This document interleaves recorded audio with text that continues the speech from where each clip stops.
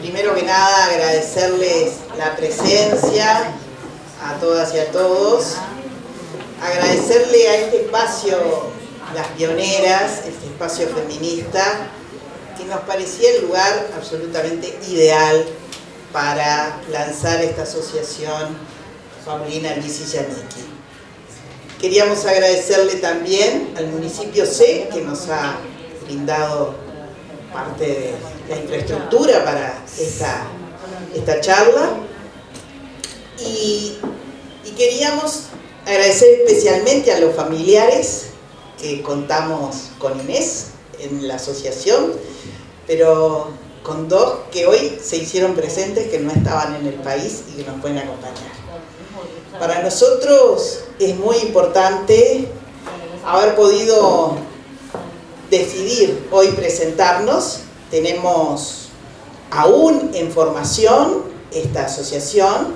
Ustedes saben que es un trámite bien complicado, pero bueno, contamos con una escribana, no sé si ha llegado Silvia, que allá pelea con el MEC y vuelve con cada una de las instancias en las que nos corrigen una cosa o la otra. Estamos en la mesa, Graciela Saprissa, la historiadora, y estamos con Elisa Michelini, Michelena, perdón, sí, me salió el Michelini porque viste que son tiempos. Con Eli Michelena, maestra feminista, y bueno, y poeta. Tienen demasiado currículum, no se puede. Para nosotros, un día como hoy, el Día de las Maestras y de los Maestros, en el mes de la diversidad también tiene un significado especial este 147 aniversario de Paulina, del nacimiento de Paulina, porque nos gusta conmemorar las fechas de los nacimientos, sin duda, de una Paulina que cuando nos dejó en un día glorioso, el día del maracanazo, pero bueno, sentimos que incluso ese propio hecho ha llevado a que no se haya hecho justicia con la personalidad de Paulina, aunque nos encanta cada vez que escuchamos que hay gente escribiendo sobre Paulina, que hay gente estudiando sobre Paulina, y nos parece que hay que rescatar esa memoria, hay que rescatar esa figura, no solo para entender esos tiempos de una sociedad patriarcal, en donde esta familia, y vieron que pusimos Luis y Yannicki, pido perdón por la pronunciación del polaco, que tal vez seguramente no sea así, pero que, bueno, todas las hermanas y los hermanos fueron gente que descolló para su época. Incluso uno podría pensar que en el momento actual muchas de las cosas que se planteaba Paulina siguen teniendo absoluta vigencia. Y la idea no es solo ver la personalidad en su tiempo, sino también proyectarla en el momento actual. Muchas de las cosas que nos planteaba Paulina hoy siguen siendo materia de debate, hoy siguen siendo materia de discusión, y bueno, los derechos de las mujeres son un terreno en disputa, y un terreno en el cual hoy, no solo en nuestro país, en el mundo, hay una serie de elementos que hacen pensar en que, como decía Hannah Arendt, los derechos no se conquistan de una vez y para siempre, hay que pelearlos todos los días. Y sin duda que Paulina nos da energía, nos da vigor para decir, si en aquel tiempo fue capaz de plantearse todas estas cosas, bueno, ¿cómo no hacerlo nosotros, verdad? Entonces, de Paulina les va a hablar en profundidad Graciela, pero yo quiero contarles un poco cuál era la idea. Es todo esto de reivindicar a Paulina, pero también es recopilar lo que ha sido escrito sobre ella, estimular a que se siga escribiendo y a que se investiguen cosas de esa época. Imagínense que cuando uno piensa así, repasa ámbitos de reflexión, pocos de ellos hacen honor a mujeres que fueron tan importantes en la vida. Como todo, ¿verdad? Como el nomenclátor de nuestras calles, hay un montón de cosas en las cuales uno ve la ausencia de esas mujeres que, bueno, fueron tan trascendentes y poco se incorpora a las cuestiones cotidianas.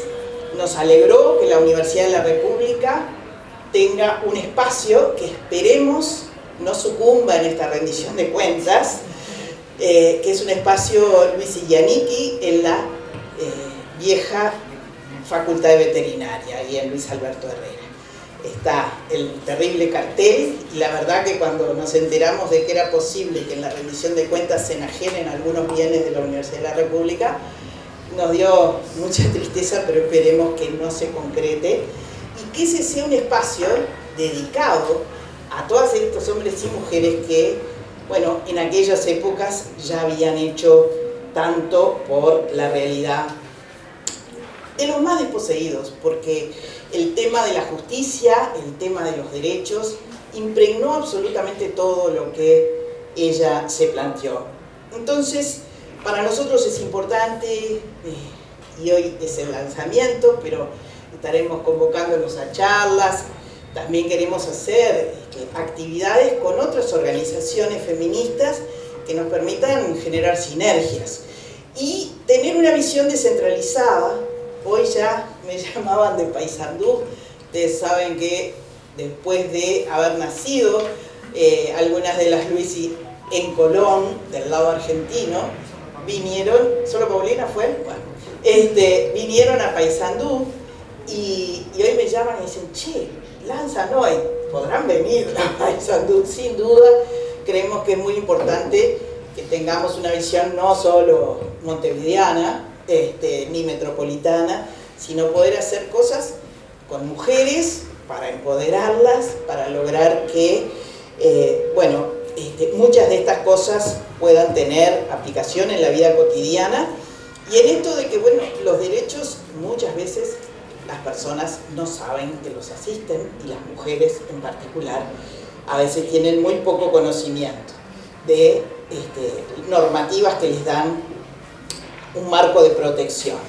Yo quiero contarles que, bueno, ya les decía que estaba Graciela, que está Sandra Filippini, que está la Pata Kramer, que está Tania, que es nuestra diseñadora, que está Gisela Previtali, que está Constanza Moreira, que está María Julia Muñoz, que hoy no está en el país, que está Inés Trabal, Luisi, que está, gracias a la nombré, María Elena Misraje, que andaba haciendo actividades en el interior y tal vez no llegara, Marisa Marmisole, Glenda Rondal, Blanca Elgar, Silvia Cabrera, hoy en el Día de las Maestras, como algunas otras que están acá, y Claudio Alonso, con dos personas que han sido muy importantes. Silvia Sufiría, como les decía, una escribana que nos está ayudando, y Antonio Deus, que no sé si ya llegó, nuestro contador. Entonces, el legado de Paulina nos convoca y nos parece que es una muy buena idea, justa y además necesaria. Y bueno, esperemos poder hacer lo que nos hemos propuesto, que es trabajar la temática de los derechos y poder difundir en particular a las mujeres más jóvenes todo el necesario empoderamiento para llevar adelante todo lo que nos propongamos hacer, como lo hizo Paulina. Muchas gracias.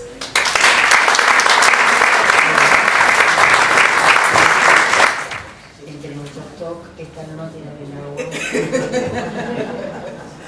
No tira del agua en la mesa. Bueno, acá hay una primera cosa técnica que empezó a fallar, que era que yo pensaba dejar... Oh, ¿ves? Es. Quedaba dejar... Sí, sí. Que quede fija. No, que quede fija. Ahí, espérate. Ahí. No, que como... A mí me sigue. No creo que igual me escuchan, ¿no? Sí, no, no, bien. Dicen que no. ¿No me escuchan? No, no mucho. No mucho. Ah, ¿no? Con esta voz. Bueno. ¿Mucha qué? Viejita. Ah, bueno, aproximadamente. Es verdad. Yo estoy media sordita. Tenía que haber supuesto más adelante. Bueno, está. No, que el inconveniente es que yo quería dejar solamente esta foto, porque es, digamos, en la culminación de la carrera de Paulina. Yo diría la culminación, si escucha.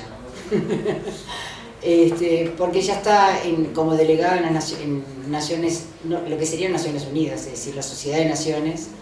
Y si ustedes se fijan, es un mar de varones y de delegados, y la única mujer de todos los países integrantes de la Sociedad de Naciones, es decir, antes de la Segunda Guerra Mundial, es Paulina. Es la que está ahí, en blanco, en el medio, es muy sonriente y muy realizada. Hay otras fotos, esta es del año 34, se ve que le da pudor que la estemos elogiando y se va a otros encuentros. Sí, los otros encuentros son estos del año 24 y el anterior que estuvo pasando en el que están todas mucho más principios del siglo, en 1920. Estoy pasando rapidísimo acá. Ella misma se autodenominó. A ver si la vemos de nuevo. Ella, si ustedes ven, es la agitadora uruguaya. Esa es su letra, ¿no? Y que se autocalificó como la agitadora uruguaya. Bueno, es decir, a pesar de ser la agitadora uruguaya, tuvo reconocimiento del gobierno, puesto que fue delegada varias veces a distintas conferencias. Y de ahí arranco un poco pensando que tengo una gran deuda con Paulina, porque todo lo que diga o exponga será insuficiente. Fue y es una personalidad inabarcable, destacada, yo diría destacadísima dentro del conjunto de personalidades destacadas, varones y mujeres del Uruguay del siglo XX. A nivel nacional e internacional, con múltiples reconocimientos, y muy tempranos además, ¿no? Para eso basta la documentación que hay en el Archivo General de la Nación y en la Biblioteca Nacional. Entonces el desafío para mí es cómo dar cuenta de sus múltiples facetas y cómo presentarla en dosis equivalentes, lo cual es absolutamente imposible, porque fue maestra, ¿no? Médica, agitadora, como ella se calificó, por los derechos de las mujeres, política, reformadora social y representante del gobierno como diplomática. Y por último, diría como súper destacado, fue una líder sufragista, y digo expresamente líder, porque era la forma en que se la designaba en la prensa de la época. Se le decía Paulina Luisi, la líder sufragista. Eso aparecía en los periódicos en El Día, o en las revistas que se circulaban en esa época, por ejemplo, como El Mundo Uruguayo, que tuvo una larguísima, muchas de nosotras las conocimos todavía, al Mundo Uruguayo, ¿verdad? Entonces mi pregunta es, ¿qué rasgos de Paulina quedarán reverberando sobre nosotros, nosotras, después de esta exposición, que espero que no sea demasiado larga, aunque verán que no traje los lentes? Bueno, empiezo diciendo una de las facetas. Ya creo que es como, para mí me parece como indisoluble, como están concatenadas, el haber sido maestra porque estaba rodeada de maestros, ¿no? Su madre, su padre y también después sus hermanas, y fue médica por el impulso de esa familia, ¿no? De padre y madre, no solo el padre. Y me gusta empezar diciendo esto, que ella en sus cuadernos, ahí en la Biblioteca Nacional se guardan entre la documentación un cuadernito que podríamos decir es un cuaderno íntimo, en la que ella iba anotando cosas cuando empezó a estudiar en el internado, es decir, cuando se trasladan a Montevideo y empieza a estudiar como el segundo grado de magisterio, a los 13 años, ¿no? Entonces puso acá, ella todavía no había empezado a hacer la carrera de medicina, es decir, pero puso: el médico podrá devolver la vida, detener la sangre, enderezar el jorobado, dar habla al mudo. Puede con la higiene redoblar los ciudadanos de una nación y mejorar los destinos de una raza. Ojo, no se queden con lo de raza, pero para ella el médico era casi un dios laico, ¿no? Este comentario escrito en ese diario íntimo durante sus estudios en magisterio refleja el grado de idealización que adquirió la figura del médico en la sociedad de la época. La elección de estudiar medicina la incluye en el área de la ciencia y la emparenta con una camada de mujeres excepcionales que se comprometieron en las luchas por la reforma social y la igualdad de derechos de las mujeres en Uruguay y Argentina, por lo menos, ¿no? al tiempo que desarrollaban líneas de investigación científica en los campos de la maternidad, la infancia y la sexualidad. Porque no solamente es la práctica de Paulina, sino también un campo de investigación e intercambio con sus colegas. Dije solamente Uruguay y Argentina, aunque cada vez que investigamos un plano de Paulina descubrimos que tuvo influencia en Cuba, por supuesto que en Brasil, hubo intercambios con, bueno, por supuesto con los países centrales, España, Portugal, Francia, Italia, etcétera, pero también en Estados Unidos, ¿no? Es decir, el archivo de Paulina es inagotable. Por eso es importante alentar la investigación y la producción en el entorno de eso. Para eso, digamos, me parecía importante, yo dije excepcional, y bueno, tenemos que ver cuánto de excepcional, y no sé, si tampoco queremos hacer una figura de bronce, ¿no? Pero creo que se emparenta mucho la figura de Paulina y esa riqueza y ese despliegue que tiene en el contexto del Uruguay vallista, ¿no? Porque justamente las primeras dos décadas del siglo XX fueron de una gran efervescencia política. El Estado asumió un rol protagónico en la vida económica, las comunicaciones y la expansión del sistema educativo, y una legislación social avanzada, la secularización de la vida pública y privada, y una política también tutelar con respecto a la mujer. Fueron algunos de los rasgos característicos. Este proyecto de país, que hoy lo llamamos vallista, por la impronta dada por José Valle Ordóñez, se destinaba a favorecer a los sectores urbanos, a una naciente clase media y un proletariado industrial a los que se integraban los inmigrantes recién llegados, europeos y sus descendientes. El resultado fue la transformación del Uruguay en lo que podemos llamar el primer estado de bienestar de América Latina y yo diría de Occidente, ¿no? Es decir, que eso fue un ejemplo de estado de bienestar. Una de las iniciativas para la puesta en marcha de ese país laico y país modelo, como decía Valle y Ordóñez, fue la de cambiar la vieja Constitución de 1830 y establecer el voto universal.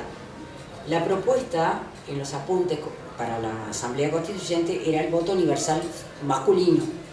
Entonces ahí es que las feministas aprovecharon esa coyuntura para organizarse y fundar el Consejo Nacional de Mujeres, reclamando justamente la posibilidad del sufragio. Yo diría que en ese momento no es el momento del nacimiento de Paulina, un poco me gustaría rastrearlo, no sé si no tome el tiempo, pero tranquilo. Bueno, pero decir, la excepcionalidad, estábamos trabajando esa idea, también está explicada por el contexto, ¿no? El contexto de un país que se está transformando, que es efervescente, que discute mucho en política, que hay muchos, aunque sean núcleos excepcionales también, como los librepensadores, los masones, los políticos radicales que acompañaron las reformas de Valle, los anarquistas y las anarquistas, ¿no? Es decir, los que impulsaron el primer movimiento obrero, pero que discutían muchísimo con ideas muy adecuadas, digamos así. Y dentro de eso también, es decir, ese es el ambiente. Y el otro ambiente es la familia, ¿no? Que hay que rastrear también, es decir, qué familia excepcional fue la de los Luisi Giannichi. El padre, y voy a hacer un paneo sobre eso, el padre de Paulina, Ángel Luisi, nacido en Italia, en Pisa, abandonó los estudios de Derecho para participar junto a José Garibaldi en las luchas por la unidad italiana. Fue testigo de la Comuna de París en 1870, que fue el primer intento de plasmar el sueño socialista, y allí en Francia conoció a Josefina Giannichi, una maestra de familia polaca, inmigrantes, y que tenía graduación, digamos, como era inspectora en Lyon, ¿no? Es decir, que era una mujer muy formada. Y juntos emprendieron el proyecto de hacer la América, se vinieron y se instalaron en Argentina en 1872, en Colón. Allí nació Paulina en 1875, la mayor de 7 hermanos. En ese entonces, en el Entre Ríos, fundó Ángel Luisi y Josefina Yannicki fundaron una escuela moderna que incluía la experimentación, lecturas libres, educación física y la observación de la naturaleza. Y además, Ángel fundó una biblioteca Fiat Lux y una logia masónica. Bueno, ya adelanto que Ángel Luisi fue progresando en la estructura masónica y llegó a ser grado 33. Bueno, pero para Paulina, un padre héroe de las luchas liberales y románticas de la época, tuvo una influencia marcada en los desarrollos políticos y profesionales de Paulina y de sus hermanas. Se podría decir que un padre con estas características predispondría a sus hijas y a sus hijos, aún siendo mujeres, para emprender acciones libertadoras de largo aliento. En el año 87 se trasladan a Montevideo y Paulina ya tenía 13 años y fue en el momento que escribió esos apuntes en su cuaderno íntimo.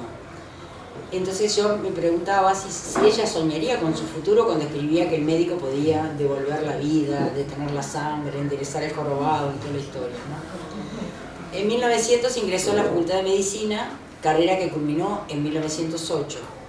Los testimonios sobre las dificultades que enfrentó en sus estudios hablan de una guerra sin cuartel que le habrían hecho los compañeros varones.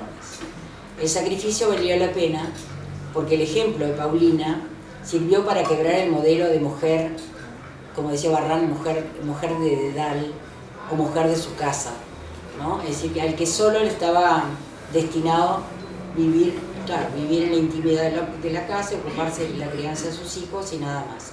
Ella, en cambio, abrió paso a una correntada de mujeres universitarias. Al recibir el título, Paulina tenía 33 años y no se había casado. No vivió la soltería como una frustración porque expresó claramente que su realización personal no era la de tener un esposo. Para ella, alguien, y lo cito, ante quien tendría que subordinar sus proyectos. Comillas, abro comillas.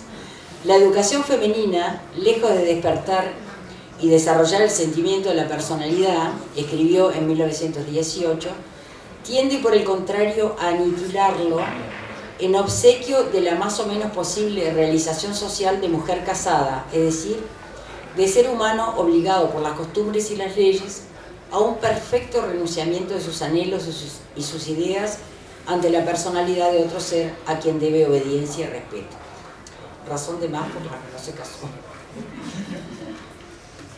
Bueno, aún siendo una transgresora y pionera, recibió reconocimientos tempranos. En 1913, muy prontamente, recuerden que se había recibido en 1908 de médica, el gobierno reformista del presidente Valle le encomendó estudiar medicina, medidas de higiene social en Europa, y en su estadía en Francia le permitió estar en contacto con el movimiento feminista en ese momento en efervescencia, sobre todo el movimiento conocido como sufragismo, ¿no?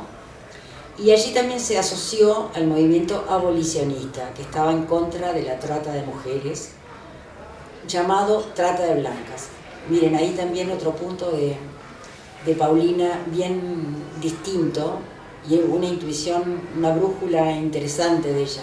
Nunca dijo trata de blancas, porque abominaba la trata de esclavos, ¿no? Entonces ella decía justamente trata de mujeres, ¿no? Aún siendo entonces, justamente hablando de la trata de mujeres, para ella la prostitución se convirtió en un foco importante para combatirlo, ¿no? Es que la prostitución en el Río de la Plata se había convertido en un negocio enorme. Bueno, ¿de qué vamos a hablar en estos momentos? Pero en parte era por las oleadas inmigratorias que habían generado un desequilibrio entre personas jóvenes, sobre todo muchos hombres que venían a trabajar, inmigración golondrina, etc. Entonces se crearon los prostíbulos de todo el Río de la Plata, sobre todo de la Argentina y de Rosario, y bueno, Montevideo también, pululaban. Y ahí se daban casos por supuesto de abuso, pero sobre todo de engaños con extranjeras, analfabetas muchas de ellas, que venían engañadas con un supuesto casamiento, ¿no? ¿no? Claro. Y bueno, y hubo un famoso caso, la Migdal, que era una secta, unos narcos. Bueno, sí se usaba la marca ya. Pero que engañaban justamente, escribían cartas a Polonia, porque eran judíos, ¿no? A esa organización que se llama Migdal, y las engañaban con que tenían un marido, que venían a conseguir un marido, y bueno, ahí las metían en un prostíbulo y nunca más se sabía de ellas.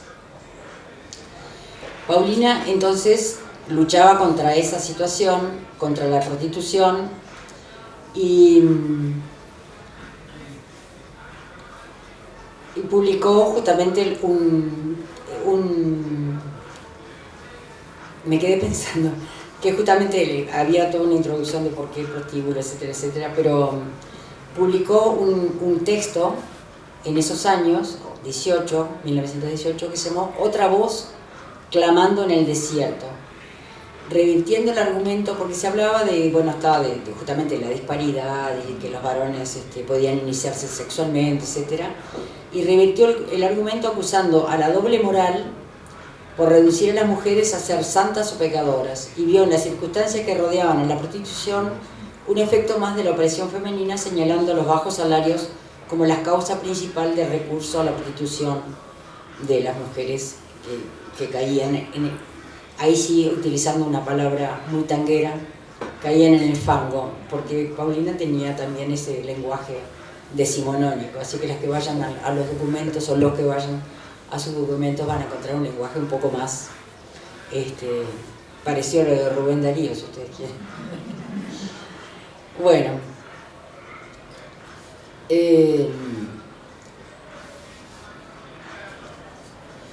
esto me parece que es importante, así que, bueno, la gente, los inmigrantes, no solamente el tema de la prostitución, el incremento de la prostitución, sino que también la mala vida, ¿no? Es decir, las oleadas inmigratorias no encontraban alojamiento, y allí también pululan las habitaciones que se llaman conventillos, yo creo que todavía existen, o casas de inquilinato, ubicados en pleno centro de la ciudad, que obligaban a ver y a convivir con la pobreza y la marginalidad. Los médicos se preocuparon por esto, justamente porque eran para ellos un foco de enfermedades, la salubridad o la higiene combatiría las epidemias, ¿no? Reclamaban la protección a la madre trabajadora, la mejora de los salarios, que evitarían las enfermedades y demás. Entonces, esto explica que tantos de los médicos hayan sido socialistas o vallistas, porque estaban muy inclinados justamente a atender esas necesidades, estaban en contacto con una población necesitada, ¿no? Pero también, y aquí ponemos un lado menos luminoso, expresaron de los médicos general, y estaría también incluida Paulina, expresaron el temor frente a la disgregación que amenazaba las bases del orden social, y como no podía ser de otra manera, lo expresaron en términos biológicos, como por ejemplo las propuestas del higienismo, que era la salubridad, la prevención de las enfermedades y demás, y en una versión más radical la eugenesia. Es decir, no hay que asustarse a decir que Paulina fue eugénica del primer periodo, una eugenesia social. Bueno, y allí compartió, junto con otras médicas del Río de la Plata, por ejemplo con Alicia Moró de Justo, otra socialista de la Argentina, con quien Paulina mantuvo una larga amistad.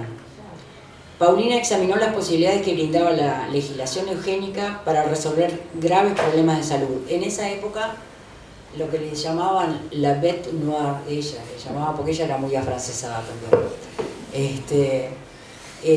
eran las enfermedades, eran la sífilis y la tuberculosis, ¿no? Que justamente se desarrollaban en estos ambientes malsanos, ¿no? Y estas ideas de la eugenesia los sistematizó en un libro también publicado en el año 18, ya publicado, algunas ideas sobre Eugenia, y después para una mejor descendencia al año siguiente, en la que justamente promovía la educación sexual e incluso aceptaba el aborto, aún a sabiendas que contrariaba la corriente de ideas admitidas hoy, decía ella, ¿no? Pero las conclusiones más osadas de Paulina y más creativas se hicieron con propuestas muy personales, como lo del establecimiento de un matriarcado. Y la propuesta de un salario para las madres por el trabajo, por el simple trabajo de la gestación y la crianza. Estoy poniendo... Sí. En un artículo de la revista Acción Femenina, que ella también dirigía, ¿no?, de la que era su directora, escribió sobre un artículo que se llamó Maternidad, y sostuvo que nadie le reconoce un valor social determinado y en qué cantidad sería estimado ese trabajo realizado por las mujeres en la producción, iba a decir, en la producción de seres humanos, en la reproducción de la especie. Y ella afirmó: la gestación es un trabajo y debe ser pago, ¿no? Y Paulina Albizzi, además, bueno, es una de las cosas también que permanente, ¿no?, el reclamo de una educación sexual desde la infancia. En una reunión le presentó esta idea también en el año 19 en una reunión abolicionista. De hecho, la educación sexual, como ustedes a todos les consta, nunca se implantó en la enseñanza oficial, salvo en los programas destinados a formar a los educadores. Y en ello tuvo que ver que Paulina tuvo una cátedra de higiene social para el magisterio entre los años 25 y 30. Bueno, acá era el momento que yo iba a decir, la foto que nos acompañó es la de Paulina Albizzi en la asamblea extraordinaria. Bueno, pero lo que me interesa ahora rescatar es, bueno, y las fotos, nos vamos a quedar un poquito en las fotos. En esas fotos habla de algunos flashes, ¿no?, de lo que Paulina participó en el año 20, es el primer congreso feminista que se realiza en Noruega, y ella está ahí, en esa foto más antigua, esta. Y esta es esta de que está con el cabello blanco acá, relativamente joven. Bueno, participó en los congresos desde Noruega en 1920 a Estambul en 1935, 8 congresos internacionales por los derechos de la mujer, pasando por Roma, París, Berlín, Belgrado, Marsella, en los que participa y es designada como su presidenta siempre, o vicepresidenta o secretaria, siempre un lugar destacado. Y bueno, ahí llegamos a otra faceta de Paulina, que es, y primordial, ¿no?, como la líder sufragista, ¿no?, la lucha desarrollada por ella en el tiempo que le daba esos viajes extensos, que además piensa que iba en barco, demoraba mucho, y muchas veces se radicaba en París o en Italia o en Roma para desarrollar sus actividades, ¿no? Eso también generó ciertas competencias o rivalidades dentro del Consejo Nacional de Mujeres. Por eso ella también en un momento se desilusionó del Consejo Nacional de Mujeres y creó la Alianza Uruguaya para el Sufragio Femenino. Y eso fue 3 años después del 16. Pero siempre sostuvo un concepto que lo repitió en muchísimos artículos, en intervenciones y demás, que decía: el sufragio es la piedra angular de todos los derechos. Yo encuentro en piedra angular que es una frase o una construcción muy masónica, ¿no? Es decir, la piedra angular que sostiene todo el edificio, ¿no? Es decir, que ella evidentemente, sin serlo, pero sí tenía en su familia, digamos en su padre, un reflejo, ¿no? Bueno, en los años que transcurrieron entre el centenario de 1930 y en 1933, los inicios de la dictadura de Gabriel Terra fueron decisivos para la aprobación y la conquista del voto femenino. En diciembre del 32 se aprobó la ley de sufragio y Paulina no estaba en Uruguay, estaba en Madrid, y desde allí envió un mensaje de felicitaciones a sus colegas, a sus compañeras, y les expresó su deseo de continuar la lucha en otros países de América. Es decir, ahí para mí le detecto un sueño garibaldino, ¿no? Es decir, así como su padre había acompañado a Garibaldi, ella podría, porque dice, ¿no?, si el tedio de la vida de Montevideo no me cambia las intenciones, le diré que no pienso hacer mucha vida activa en política, escribió a su amiga Sara Rey Álvarez. pero decía que no participaría en política, se consideraba bien paga por ser la artífice de la ley de sufragio femenino, pero sin embargo el golpe de Estado, 3 meses después que se aprobó el sufragio, fue un shock y la reavivó para su participación política y volvió al Uruguay, renunció a todos sus cargos oficiales, no quería saber nada con la dictadura y se embarcó en una campaña en contra de la dictadura, hasta que justamente en esos años participó en varias conferencias en el Ateneo. Se les ofrece a todos los opositores a la dictadura de Terra una vía de participación que fue la solidaridad con la República Española. Eso fue a partir de 1936, que estalla la Guerra Civil en España, que todos los sectores, diríamos, progresistas, republicanos, ¿no?, que estaban comprometidos políticamente con la democracia, participan en distintas formas de solidaridad con España. Y, por supuesto, no podía faltar Paulina encabezando esa lucha. Y no solo eso, sino que además propició una escuela en Valencia, España. Creó una escuela, la Escuelita de la Democracia se llamaba, en la que era, no solamente era una escuela, sino que terminó siendo un refugio y una casa de acogida para los niños huérfanos de los bombardeos. Y hay unas hermosas cartas que ella escribe a esos niños que le mandan fotos y demás, en la que se muestra una faceta no tan conocida de Paulina, como algo más tierno, como una abuela, ¿no?, que ella misma se decía. Bueno, siguiendo su derrotero político, es esto, ¿no? Presidió el Comité Nacional Pro Casas para Niñas de España, Leal, y se encargó de la construcción de la casita Democracia Uruguaya en Valencia, Torrente, digamos, el pueblito Valencia. En las elecciones de 1938, con la que se daría transición a la dictadura de Terra, que fueron impugnadas por los sectores democráticos y principistas, fueron abstencionistas. Ahí se da una situación muy paradójica. Paulina, que había luchado durante 38 años por lo menos por el voto piedra angular de todos los derechos para las mujeres, publicó en varios periódicos y en entrevistas un reclamo diciendo que las mujeres no fueran a votar, ¿no?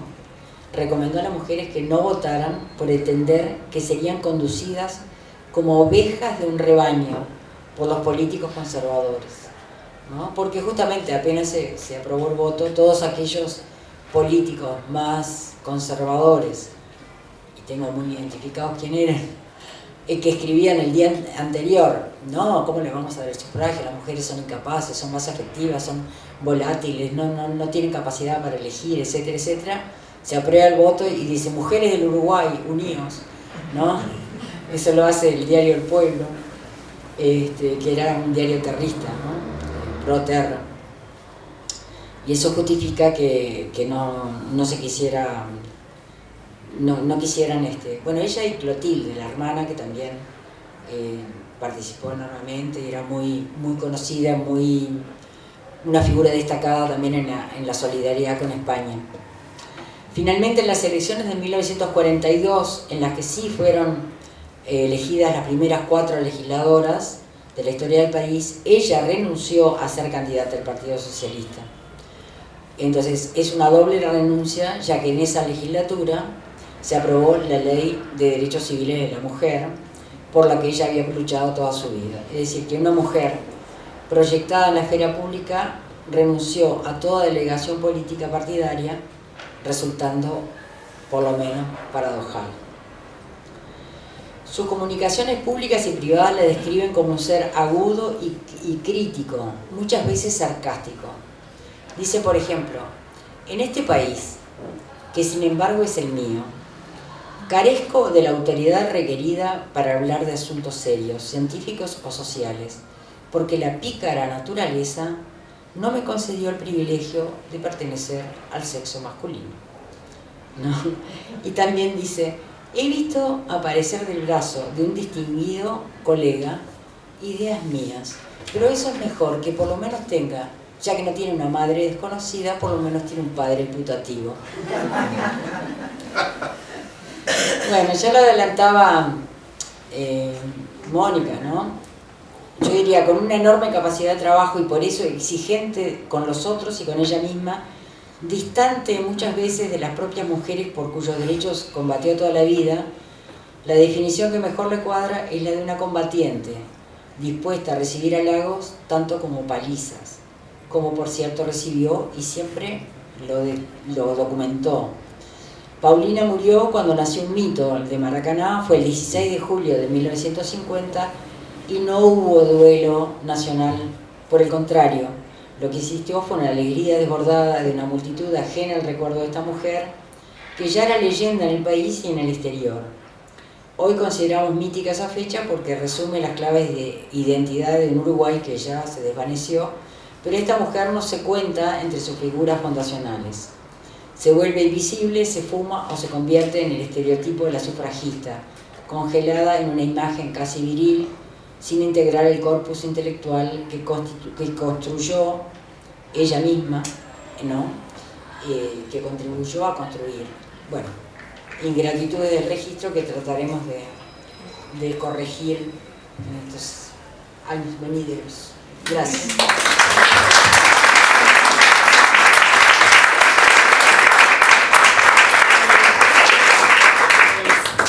Bueno, gracias. Gracias por la invitación. A ver si... No, te acerco para... Hola. Ahí va. Bueno, gracias por la invitación.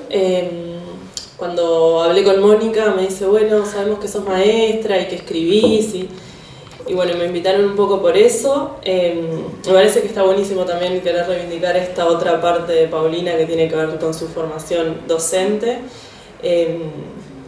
La historia del Magisterio Nacional tiene muchas mujeres muy valiosas que... gracias. Que muchas veces también por la feminización del magisterio quedaron ocultas, ¿no? Entre como tantas otras mujeres que quedaron por ahí. Y bueno, y en realidad me puse a buscar cosas que yo tenía escritas porque escribo y les voy a leer una especie de fragmentario de distintas cosas que tengo escritas. El 19 de junio se promete y se jura la bandera.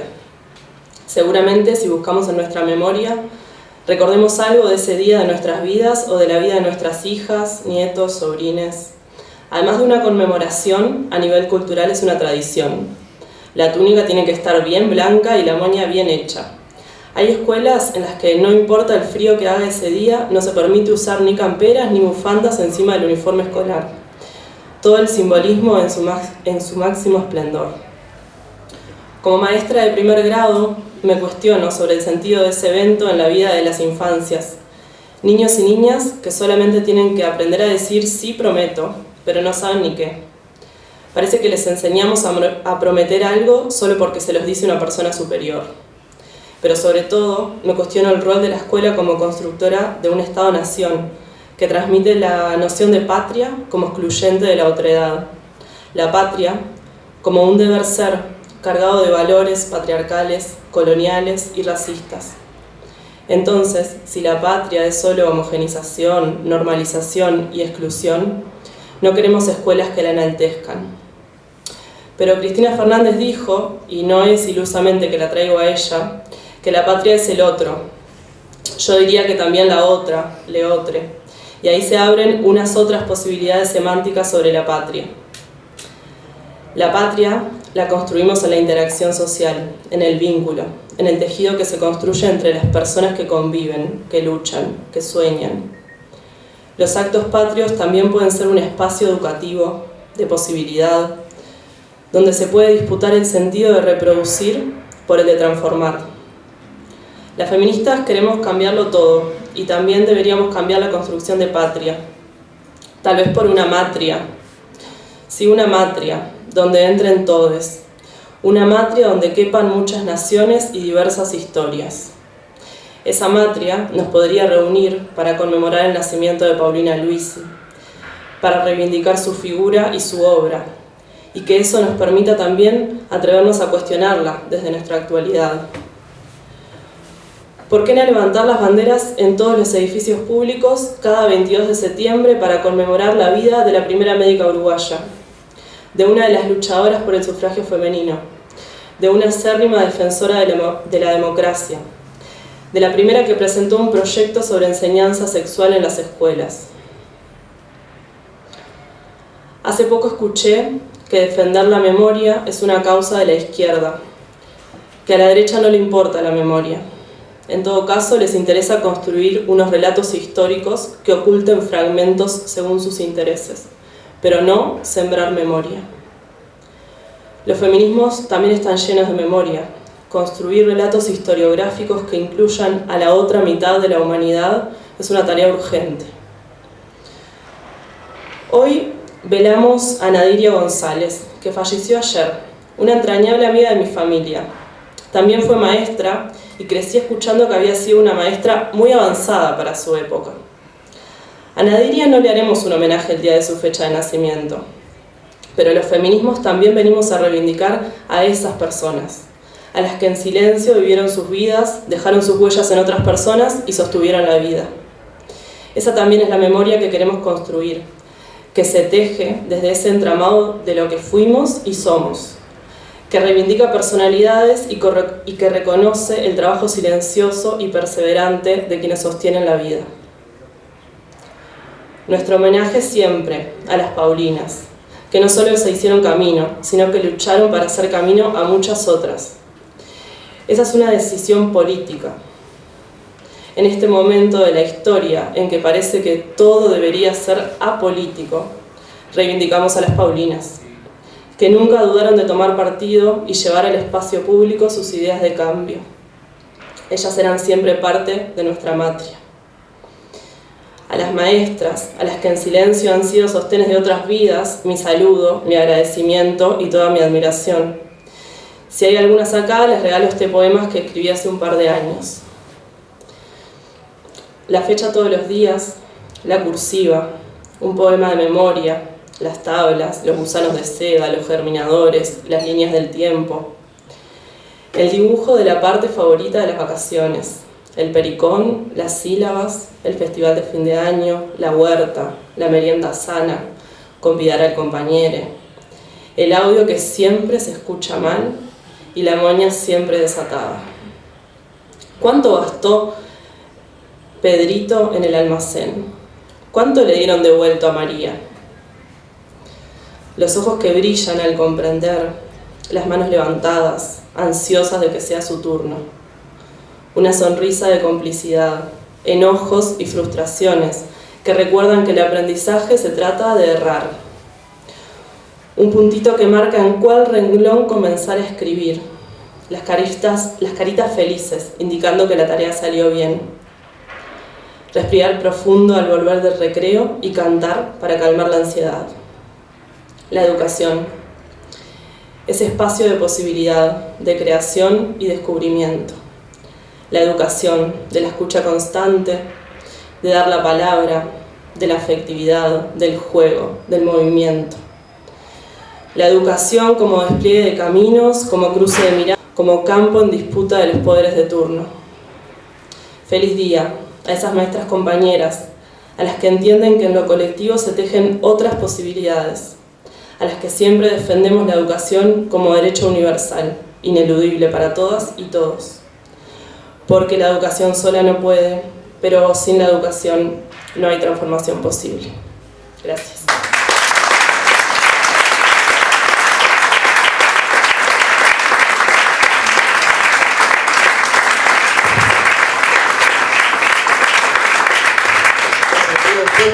Miraba y encuentro varias maestras que están hoy acá. Bueno, esto era lo que queríamos, juntar esa memoria de Paulina y proyectarlo en nuevas miradas, que también son la interacción de nuevas generaciones. Y esto es lo que trataremos de hacer a lo largo y ancho del país, de ser posible, y sobre todo motivando a que siempre tengamos la interacción interacción de las diferentes generaciones. Así que les agradezco mucho y bueno, nos vemos en la próxima.